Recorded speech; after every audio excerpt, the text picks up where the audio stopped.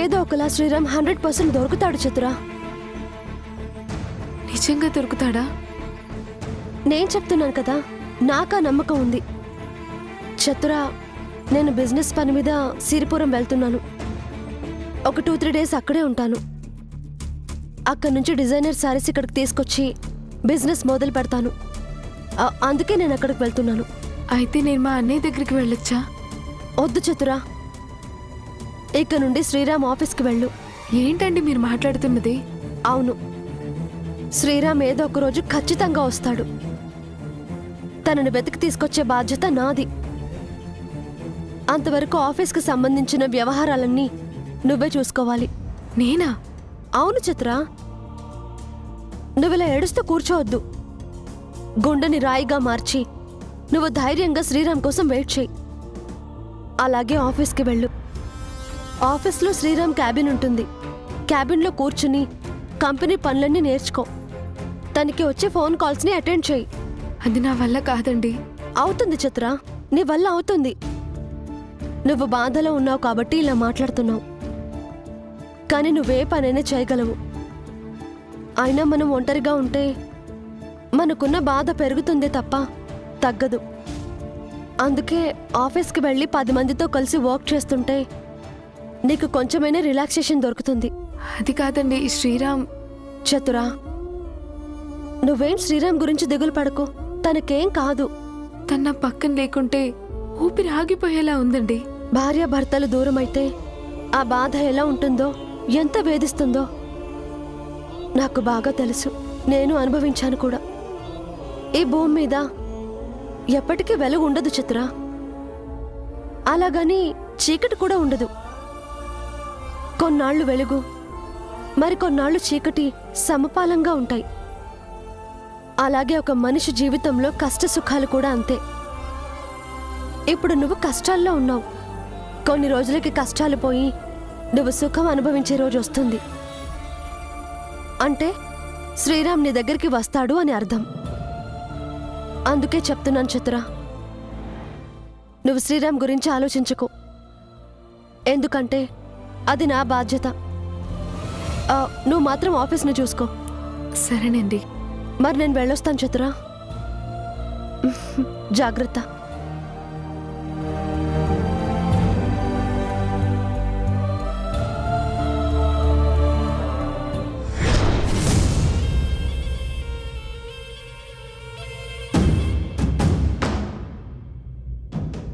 చాలా థ్యాంక్స్ అగర్వాల్. దేనికండి? ఇప్పుడు పాప ఇంట్లో ఉందంటే దానికి కారణం మీరే కదండి. నాదేముందండి? నిజంగా మీరే లేకుంటే పాపని ఆ గోయల్ మనుషులు ఎత్తుకెళ్ళిపోయేవారు. మళ్ళీ నా చెల్లికి పాప దూరం అయిపోయేది కదా. నాదేముందండి, సమయానికి నేనక్కడ ఉన్నాను కాబట్టి పాపని కాపాడగలిగాను. లేకుంటే ఆ సమ్మర్ పాపని ఎత్తుకెళ్లేవాడు. అదే జరిగితే మీనాక్షి తట్టుకోలేకపోయేది. అసలు అలా ఎలా జరిగిందండి? హాస్పిటల్లో జాయిన్ అవ్వడం కోసమని నా బట్టలు సర్దుకోమని మీనాక్షి గారు చెప్పారు. నేను రూమ్లో బట్టలు సర్దుకొని బయటకొచ్చేసరికి ఆ సమ్మర్ పాపని ఎత్తుకెళ్తున్నాడు. జాను మీనాక్షి గారు రూమ్లో ఉన్నారు. వాళ్ళున్న రూమ్కి గడియ పెట్టుంది. మీనాక్షి గారు ఏడుస్తూ పాపని కాపాడమని మొత్తుకుంటుంటే నేను వాడికి అడ్డుపడి వాడి దగ్గర నుండి పాపని లాక్కొని వాణ్ణి కొట్టి పంపించానండి. మీరు చాలా గ్రేట్ అండి.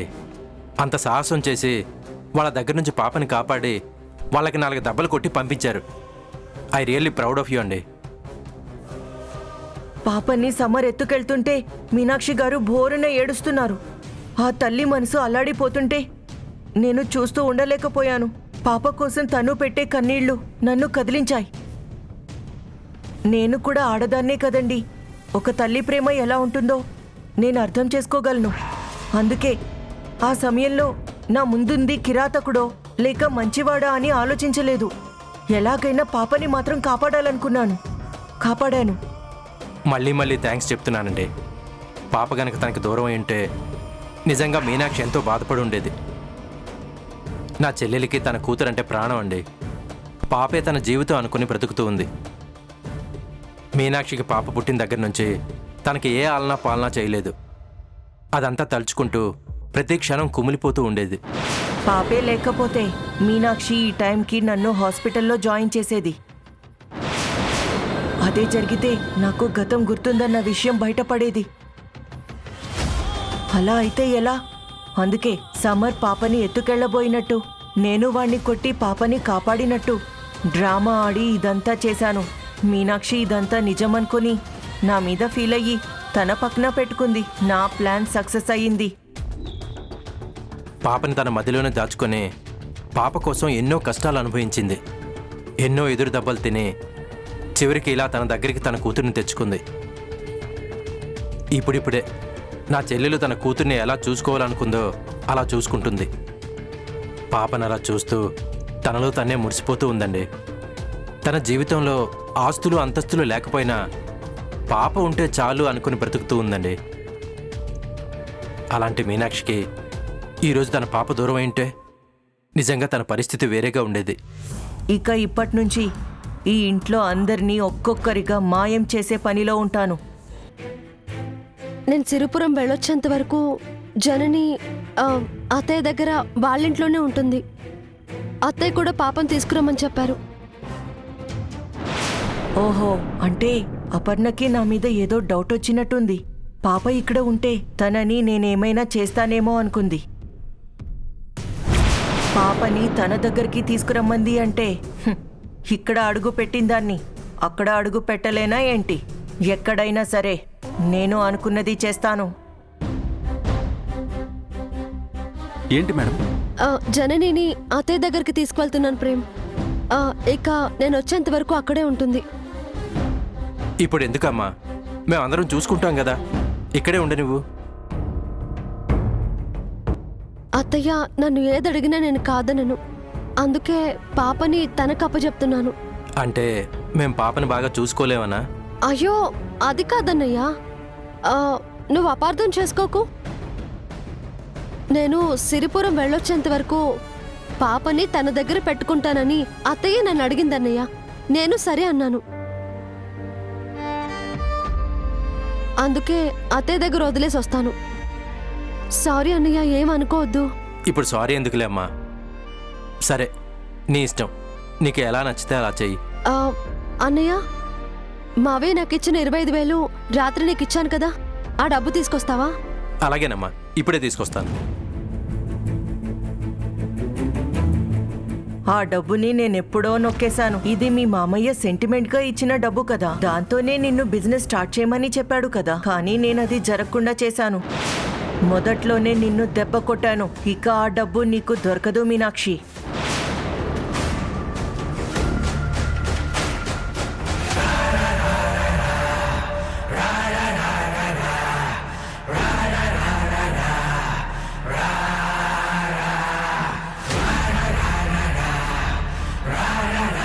డబ్బు కోసం వెయిట్ చేస్తున్నావా మీనాక్షి? వెయిట్ చేయి. మోహన్ ఇక్కడికి డబ్బుతో వస్తాడనుకుంటున్నావా? రాడు మీనాక్షి. మోహన్ ఉత్త చేతులు ఊపుకుంటూ వస్తాడు.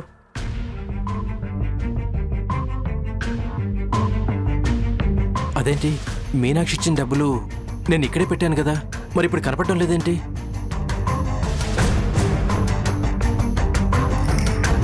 వచ్చి డబ్బు పోయిందని చెప్తాడు. అప్పుడు నువ్వు అమ్మో అయ్యో అని మొత్తుకుంటూ ఏడుస్తూ ఉంటే ఆ ఏడుపులో నేను ఆనందాన్ని చూస్తాను మీనాక్షి.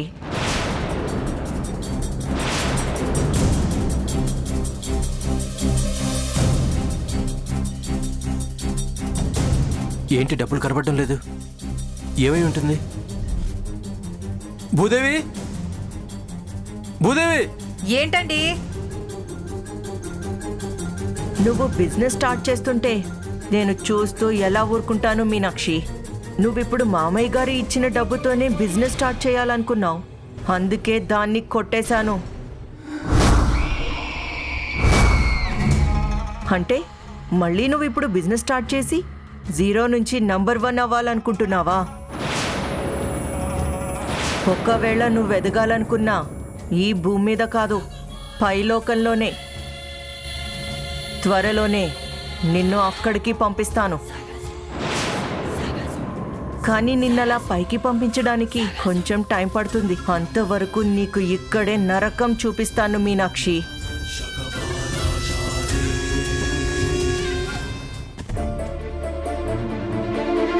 ఏంటండి ఏమైంది? అక్కడ పాలు పొంగిపోతున్నాయని చెప్తున్నా కూడా అర్జెంటుగా రమ్మన్నారేంటి? ఆ పాలు తీసుకెళ్లి గంగలో పోయి. అసలు ఏం చేయాలో అర్థం కాక చేస్తుంటే మధ్యలో నీ పాలు కూడా ఏంటి? ఏంటండి ఎందుకు కంగారు పడుతున్నారు? బీరువాలో పెట్టిన డబ్బులు కనపడడం లేదు భూదేవి. డబ్బా? ఏ డబ్బు? ఏ డబ్బు ఏంటి? మీనాక్షి వాళ్ళ మామయ్య గారు 25,000 ఇచ్చారని మీనాక్షి చెప్పింది కదా. ఆ డబ్బు దాచిపెట్టమని మీనాక్షి నాకు ఇచ్చింది కదా. ఆ డబ్బే కనపడడం లేదు. ఓహో, ఆ డబ్బా? అవును భూదేవి, ఆ డబ్బులే. అవును, ఎక్కడ పెట్టారండి? అయినా మీరెక్కడో పెట్టి నన్ను అడిగితే నేనేం చేస్తానండి? ఎక్కడో పెట్టావేంటి? తీసుకొచ్చి నేను ఇక్కడే పెట్టాను. ఇక్కడే పెడితే ఏమైపోయినట్టు? అదే నాకు అర్థం కావట్లేదు భూదేవి. అయినా ఈ మధ్యన మీకు మతిమరుపు ఎక్కువైపోతుందండి. అందుకే ఇక్కడ పెట్టిన వస్తువు అక్కడ పెట్టానని, అక్కడ పెట్టిన వస్తువు ఇక్కడ పెట్టానని అంటున్నారు. అందుకే ఇప్పుడు కూడా ఎక్కడో పెట్టి ఇక్కడే పెట్టాను అనుకుంటున్నారేమో. అలాంటిదేం లేదు భూదేవి. నేను ఇక్కడే పెట్టినట్టు నాకు బాగా గుర్తుంది. ఇక్కడే పెడితే మరి ఏమైపోయినట్టు చెప్పండి. కొంచెం బాగా ఆలోచించుకుని గుర్తు తెచ్చుకోండి. లేదు భూదేవి, ఎంత ఆలోచించినా ఆ డబ్బు ఏమైపోయిందో నాకు అర్థం కావడం లేదు. నేను మాత్రం తీసుకొచ్చి ఇక్కడే పెట్టాను. నిజమేనండి. మరి ఇప్పుడు ఎలా అండి? మీనాక్షి సిరిపురం వెళ్ళి ఆ డబ్బుతోనే కదండి బిజినెస్ పెడతానంది. తను ఈరోజే కదా వెళుతుంది. అవును భూదేవి, తాను ఇప్పుడు డబ్బులు తీసుకురామని చెప్తేనే నేను ఇక్కడికి వచ్చాను. బీరు ఓపెన్ చేసి చూస్తే డబ్బులు లేవు. అక్కడ డబ్బుల కోసం మీనాక్షి వెయిట్ చేస్తుంది. ఇప్పుడు ఏం చేయాలో నాకు అర్థం కావట్లేదు భూదేవి. అసలు డబ్బులు ఎక్కడ పెట్టారండి? అరే, ఇక్కడే పెట్టానని చెప్తుంటే. సరే ఉండండి, నేను చూస్తాను.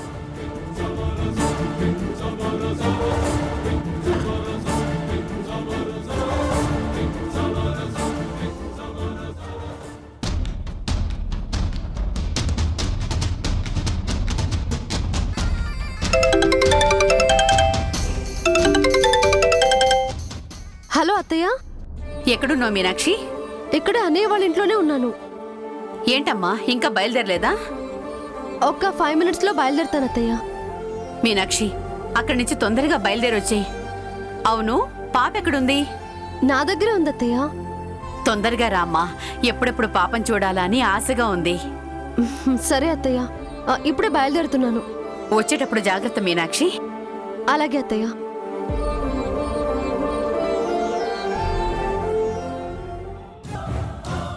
అయ్యో, ఇక్కడ లేవు కదండి. ఇంతకు మీరు డబ్బు పెట్టిన తర్వాత బీరువాకి తాళం వేశారా? వేశాను భూదేవి. తాళం వేసి ఇదిగో ఈ డెస్క్లోనే పెట్టాను. మరిప్పుడు మీరు బీరువా ఓపెన్ చేసే ముందు తాళం ఎక్కడుంది? తాళం నేను పెట్టిన దగ్గరే ఉంది. తాళం పెట్టిన దగ్గరే పెట్టుంది, కానీ బీరువాలో పెట్టిన డబ్బు మాత్రం లేదు. ఇదేంటండి, అంత మాయలా ఉంది. అయినా ఈ రూమ్లోకి మనం తప్ప ఎవరూ రారు కదా. అలాంటప్పుడు డబ్బెలా పోతుంది? ఏంటండి నా వైపు చూస్తున్నారు? భూదేవి, మీనాక్షి అంతా కోల్పోయింది. ఇప్పుడు వాళ్ళ మామయ్య గారు ఇచ్చిన డబ్బుతో మళ్ళీ తన జీవితాన్ని మొదలు పెట్టాలనుకుంటుంది. అలాంటిది ఆ డబ్బులు నువ్వేమైనా తీసావా?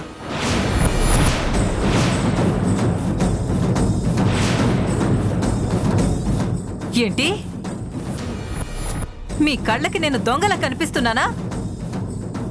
ఇన్ని సంవత్సరాలు మనం కలిసి చేసిన కాపురంలో నా గురించి మీకు తెలుసు కదా. ఎప్పుడైనా మీకు తెలియకుండా ఈ ఇంట్లో ఒక్క రూపాయి అయినా ముట్టానా? ముట్టలేదు కదా.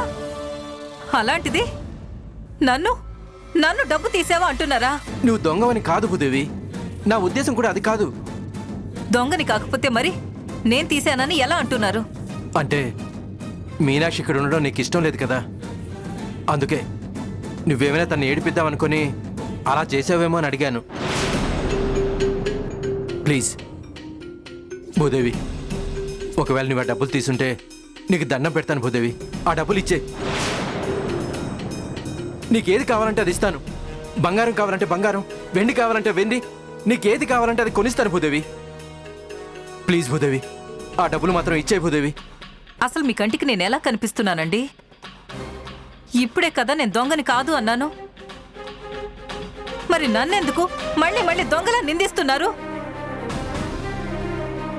అంటే నేను వెండి బంగారం మీద ఆశపడి మీ చెల్లెలు డబ్బును తీసి మిమ్మల్ని బ్లాక్మెయిల్ చేసి వాటిని మీతో తెప్పించుకుని నేను అలంకరించుకుంటాననుకుంటున్నారా? నేను అనేది అది కాదు భూదేవి.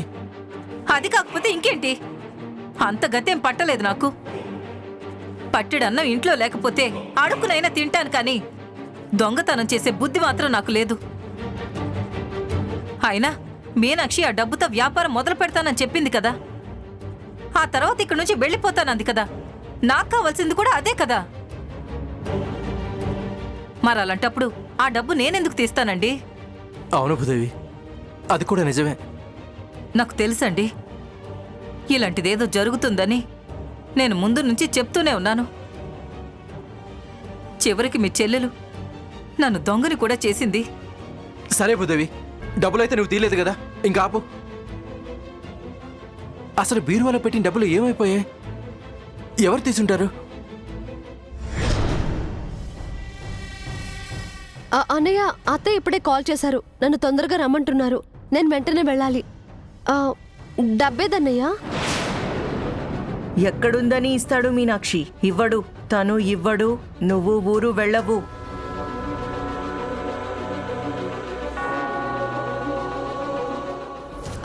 ఏమైందన్నయ్య? డబ్బు అడిగితే సమాధానం చెప్పట్లేదు. నువ్వు నాకు ఇచ్చిన డబ్బులు ఇప్పుడు అక్కడ కనపడటం లేదమ్మా.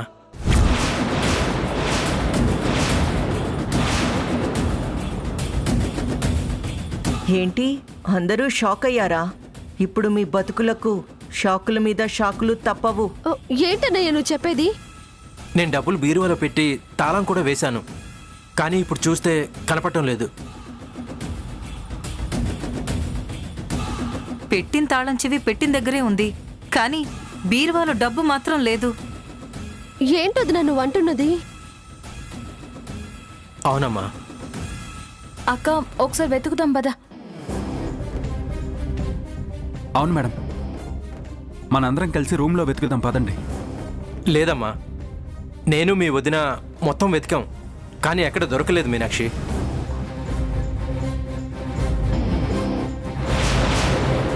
డబ్బు ఎక్కడో ఉంటే మీరు ఇంకొక చోట వెతికితే ఏంటి లాభం? అసలేంటన్నయ్య ఇలా జరిగింది? ఇదంతా నా వల్లే జరిగిందమ్మా. నేను నిజంగానే బీరువాలోనే పెట్టానమ్మా, కానీ ఎలా మిస్ అయ్యో తెలియట్లేదు.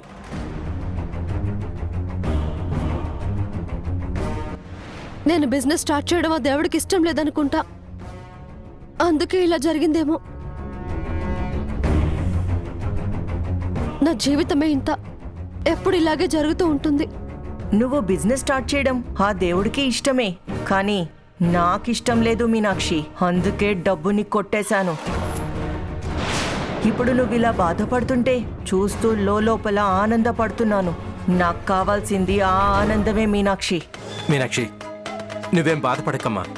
పోయింది 25,000 కదా, నేను నీకు 50,000 ఇస్తాను. ఆ డబ్బులతో నువ్వు వ్యాపారం మొదలుపెట్టామా? లేదన్నయ్య, నాకు డబ్బు కావాలనుకుంటే అత్తయ్య ఎంతైనా ఇస్తుంది. కానీ నేను బిజినెస్ మొదలు పెట్టాలనుకున్నది మావయ్య గారు ఇచ్చిన 25,000తోనే. ఎందుకంటే మావయ్య గారు బ్రతికున్నప్పుడే నాకు ఇలాంటి పరిస్థితి ఏదో ఒక రోజు వస్తుందని ఊహించి ఉంటారు. అసలు అది తలుచుకుంటేనే ఆశ్చర్యంగా ఉంది. అలా మావయ్య గారు నా కోసం 25,000 అత్తయ్య గారికి ఇచ్చి నాకివ్వమని చెప్పడం, ఇప్పుడు అత్తయ్య డబ్బు నాకివ్వడం జరిగింది.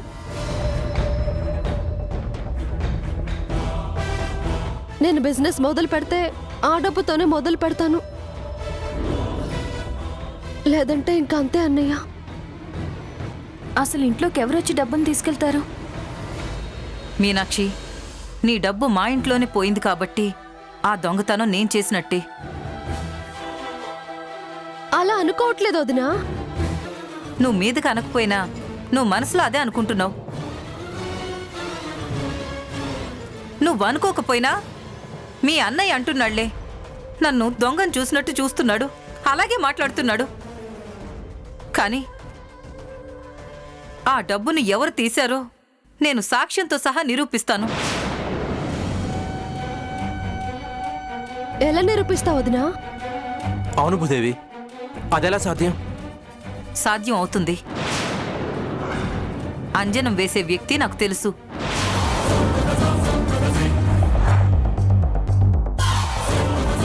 అంజనమా? అవును.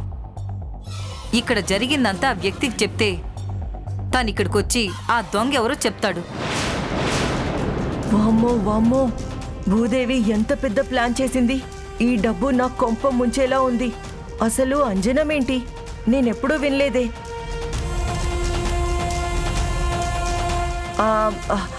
అంజనమేంటండి? అసలు ఈ రోజుల్లో కూడా వాటిని నమ్ముతారా? నమ్ముతారు. అప్పుడు ఇప్పుడు ఎప్పుడైనా సరే ఈ సృష్టి ఉన్నంత వరకు నమ్ముతారు. మీరు నమ్మకపోయినా నేను మాత్రం నమ్ముతాను. ఎందుకంటే మా ఊర్లో గొడ్లు పోయినా, గొర్రెలు పోయినా, బంగారం పోయినా, ఇంకేం జరిగినా అంజనం వేసి పట్టుకునే వాళ్ళున్నారు. వెంటనే దొంగెవరో తేల్చేవాళ్ళున్నారు. అందుకే తనని ఇక్కడికి పిలిపిస్తాను. నిజం నిరూపిస్తాను. మనకి మీనాక్షి డబ్బు దొరికితే అంతకన్నా కావాల్సిందేముంది? భూదేవి, ముందు నువ్వు అంజనం వేసే వ్యక్తిని పిలిపించు. ఇప్పుడే పిలిపిస్తాను. మీరు నా మీద వేసి నింద పోవడానికైనా పిలిపిస్తాను.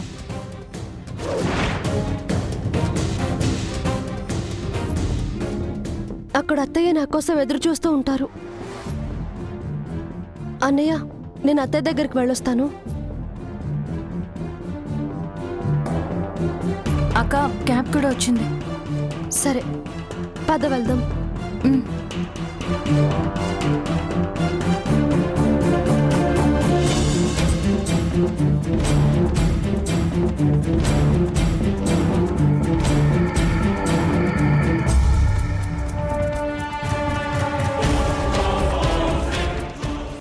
నువ్వు ఇక్కడికొచ్చి అంజనం వేసి ఆ దొంగ ఎవరో చెప్తే నీకు 1000 కర్మ 5000 ఇస్తాను. అంజనం వేసే వ్యక్తి వస్తున్నాడా? ఇంకొద్ది క్షణాల్లో ఇక్కడుంటాడు. ఆ దొంగ ఎవరో చెప్పిన తర్వాత నేను మీ సంగతి, ఆ దొంగ సంగతి చెప్తాను.